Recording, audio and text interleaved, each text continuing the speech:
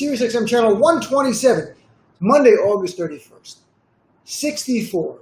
As in 64 days into the most important election of our lives. And every day I say stay angry. And I don't have to give you reasons to stay angry. Donald Trump gives them to us. He makes us stay engaged.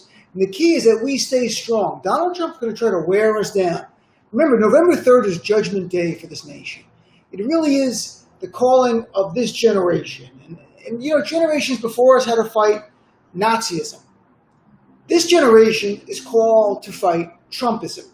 And when I say generation here, I don't mean one defined by age. I mean one defined by values. This election pits Trump's values of cruelty and bigotry and authoritarianism versus the best of American values. There are far more of us if we come out and win, but Donald Trump's going to do every single thing. And, I want to touch on a lot of times people throw the word fascism around. They've done it for years. I have not used that word really on my show until the last few days because it is now academically correct. Based on experts. I will say this, it's kind of curious, isn't Donald Trump keeps saying that there's no law and order in America. Talk about crime and chaos, he did it again today. I don't understand. If you truly believe that America is lawless under Donald Trump, why would you want 4 more years of Donald Trump? It makes no sense. And of course he'll try to say, well, it's the Democratic mayors who won't listen to him. Well, then you need a Democratic president who can work with the Democratic mayors. There's no excusing Donald Trump's failure. And Joe Biden gave a great speech today. I really encourage you, if you didn't watch it, it was better than the DNC speech because it was pointed. It slammed Trump on COVID-19 failure, on the economy, on issues about racial justice, and on this whole lie of law and order. Do you know under Donald Trump, murder rate in America has gone up 25%? Is that good? As Joe Biden kept saying today over and over, do you feel safe under Donald Trump? How could you? Crime is skyrocketing. We have people in the streets.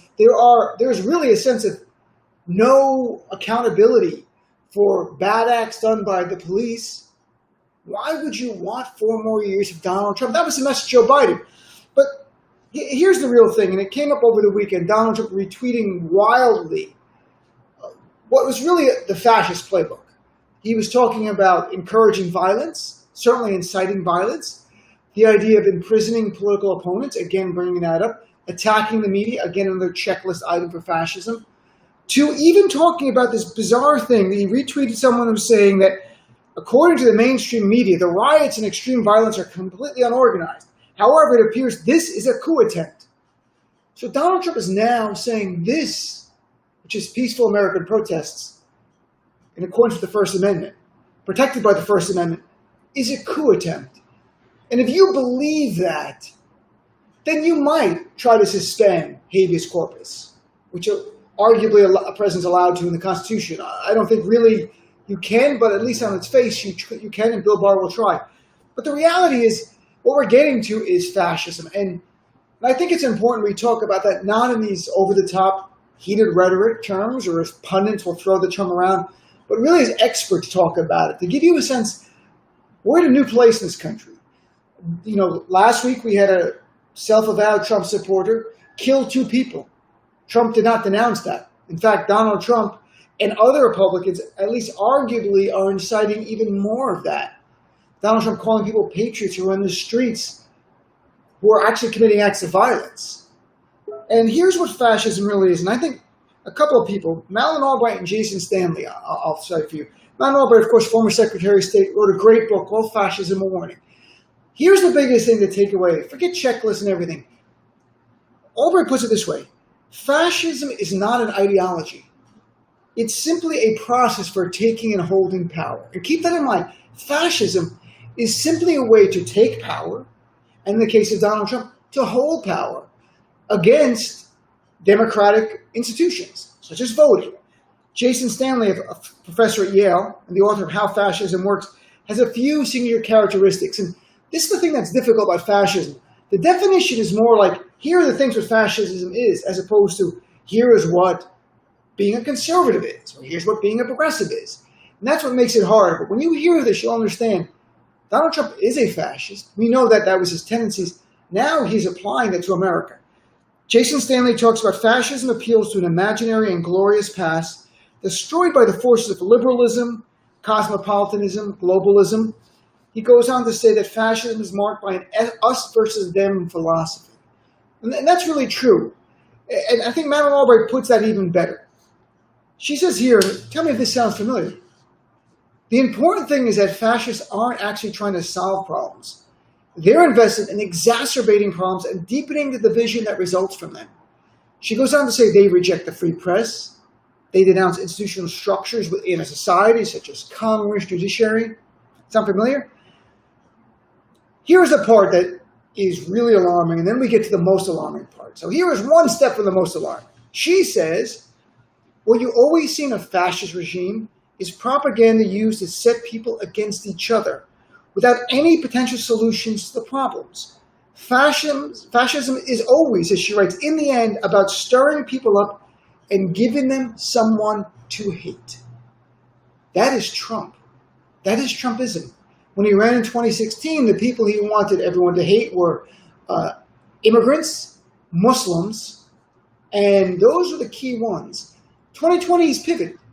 He now wants Americans to hate each other more and is trying to encourage violence between them. And that brings us to the most important part of why now, in the last few days, we saw people who did not want to use the word fascist using the term fascism to describe Donald Trump. It's violence.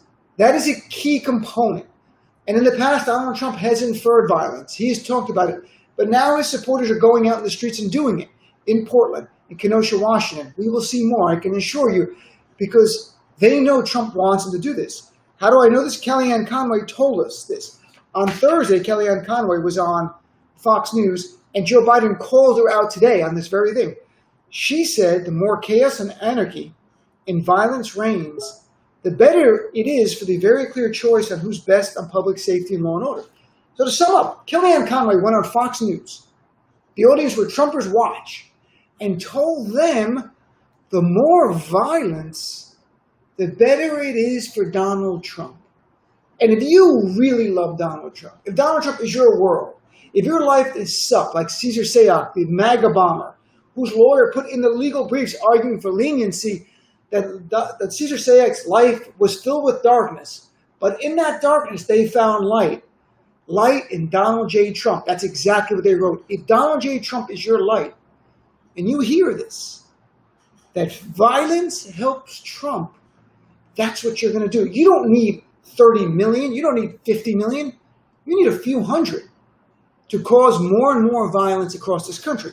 So here's what Madeleine Albright said about violence, and I think this is so stunning and so important. Violence is a crucial element of fascism. Whatever else it is, fascism involves the endorsement and use of violence to achieve political goals, and here's the important part, to stay in power. That's what we're seeing here. Fascism. Donald Trump stirring up hate, putting Americans against each other, and then defending those. And it's not just him. The college Republicans are raising money for this 17-year-old who killed 2 people in Wisconsin. This is up and down the line, from the top of the GOP, from Donald Trump, all the way down to young Republicans. The GOP is becoming a fascist party. Those who reject that have left the party. The Rick Wilson, Steve Schmitz, George Conways, and others. The others are along for the ride. That's where the GOP is going under Donald Trump. Do you think for a second the Republicans believe in elections unless they believe they can win? No, they believe in power. They believe in imposing the Bible as the law. They believe in tax cuts for their wealthy donors. They don't believe in any kind of democratic norms as we know it unless they can be sure they're going to win. That's why they suppress the vote. That's why they close down voting precincts where black people and brown people vote. This is what they do. So here's where we are. I'm going to say this bluntly. Donald Trump is the greatest existential threat to our democratic republic since World War II. That is the reality. We are seeing it now. If you think it's bad now, think how much worse this is going to be in a month from now when Trump is still trailing in the polls. And he realizes not only will he lose, he will likely be charged with crimes when he leaves office. It's going to get worse. But here's the thing. There's an antidote. It's us. We are the best and perhaps last hope to preventing fascism from coming to this nation. If you think fascism can't come to a democracy, you've not studied history. It happens all the time. You know, Ronald Reagan even said we are one generation from, freedom's just one generation from being lost. I'm slightly paraphrasing, but the idea of me as a liberal quoting Reagan tells you how desperate things are right now. So that's where we are. On the show today, we're going to talk about this in great deal. In fact, I had John Dean on, Richard Nixon, former White House counsel, talk about his new book all about authoritarianism, but it focuses on Trump's base. And it's based on studies and reality, and it's alarming and scary. So we'll talk about that and a lot more on my show. Again, my show is live 6 to 9 p.m., SiriusXM channel 127, the Progress channel. Thanks for tuning in to the mini Dino Budala Show.